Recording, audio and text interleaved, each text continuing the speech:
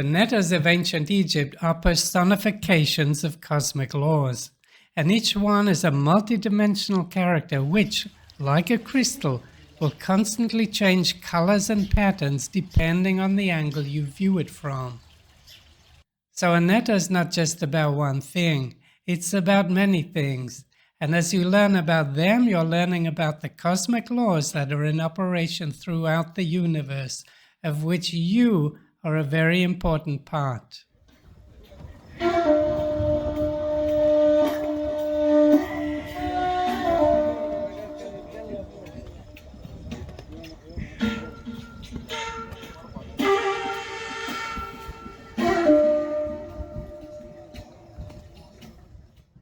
Hello and welcome to my channel, where I invite you to return to cosmic law, to return to nature and the one who created nature. In the last video about SHU and Tefnut, I presented SHU as the cosmic principle of space that carries the breath of life.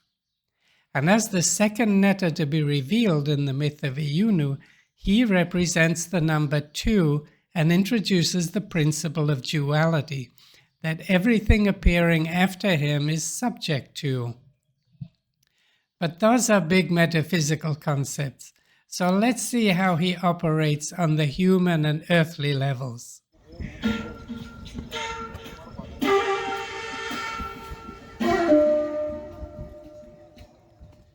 Many small amulets depict SHU kneeling with both hands raised to form the Ka hieroglyph and a solar disk on his head. The Ka represents the divine spirit and is often said to be a double of the physical body. But what this image shows is the netter Khnum creating the physical body in the image of the Ka.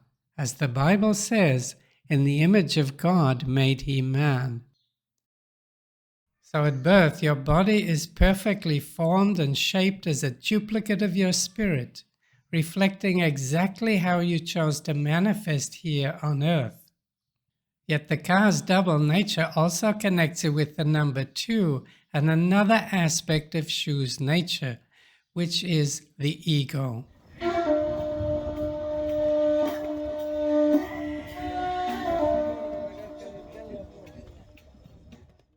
All work is on the ego. Spirit is already perfect at birth. It comes perfect and it leaves perfect and enhanced.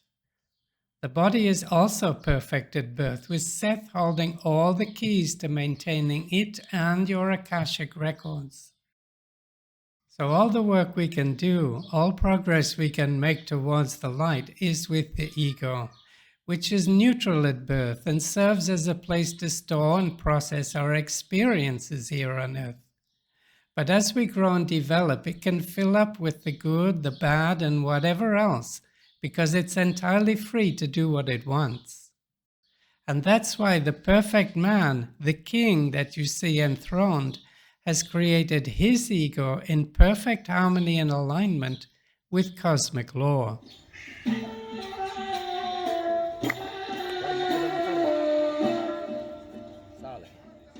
The ego is literally your own creation.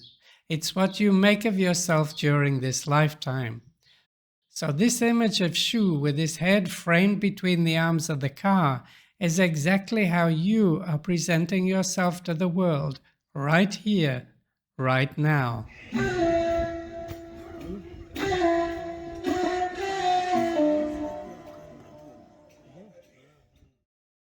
SHU often wears feathers on top of his head, a symbolism still widely used in shamanic traditions all over the world.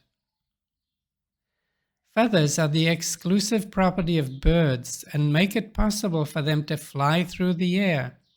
However, SHU's symbol is an ostrich feather, which is also used by the netter Mat, and the ostrich is one of very few birds that cannot fly.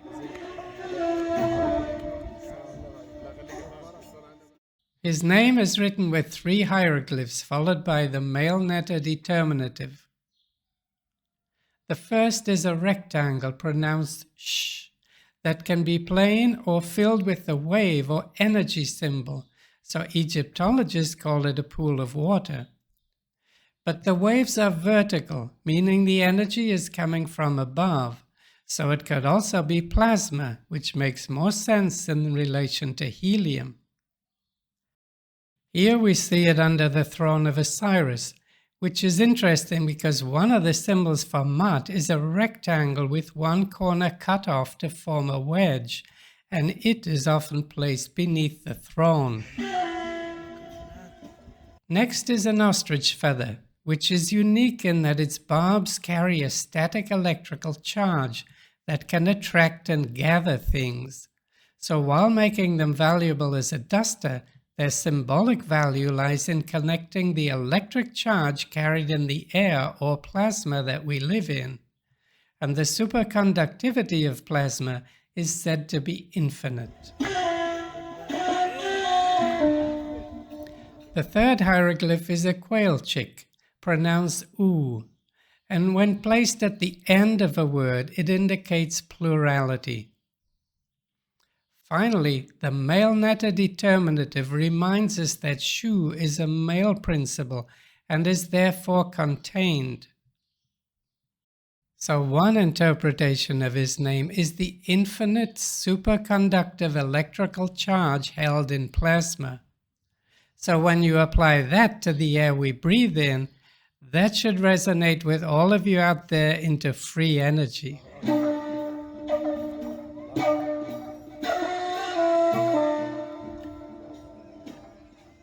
One of the most beautiful images of SHU is this headrest from the tomb of Tutankhamun. Once again, we see him kneeling with upraised hands, holding a shape of the crescent moon that would support the sun or your head when you use it. On either side of him, two lions face in opposite directions, the lion being a symbol for Tefnut. Effectively, it creates a three-dimensional image of the Aker hieroglyph, where the two lions represent yesterday and tomorrow, and their backs support the sun rising between two mountains, or your shoulders. Tefnut represents the principle of all time, summed up in the eternal present, or the word now. And SHU represents all space. And since where you are is here, your head is being supported in the eternal here and now.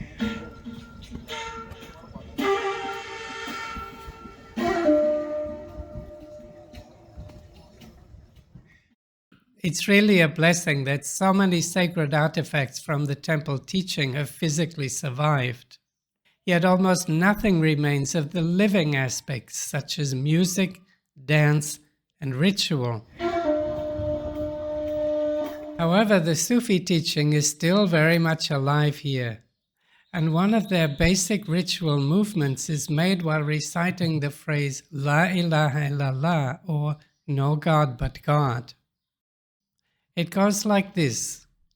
The head is turned to the right for the first denial, no. Then returns to the center for God, and again to the left for the second denial, but, and returns again to the center for God. Superimposing this ritual over the Aker symbol brings its message vividly back to life, since the left and right, or past and future, are denied, while God remains facing forward in the eternal present.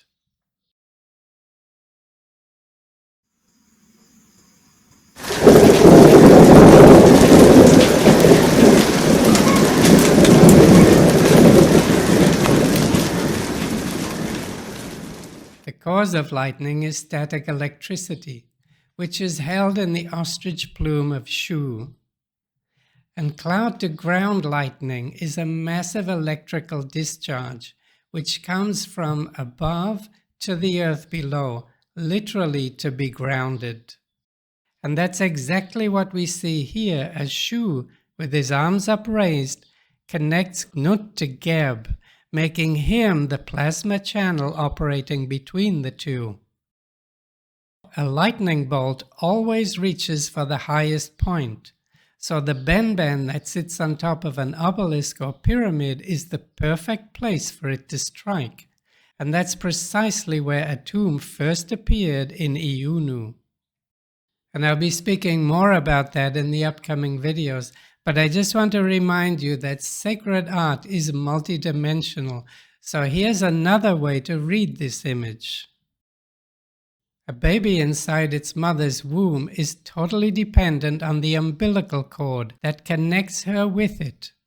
Then after emerging from the womb, that cord is replaced by the breath of life, by SHU, which is what enables you to live throughout your entire life.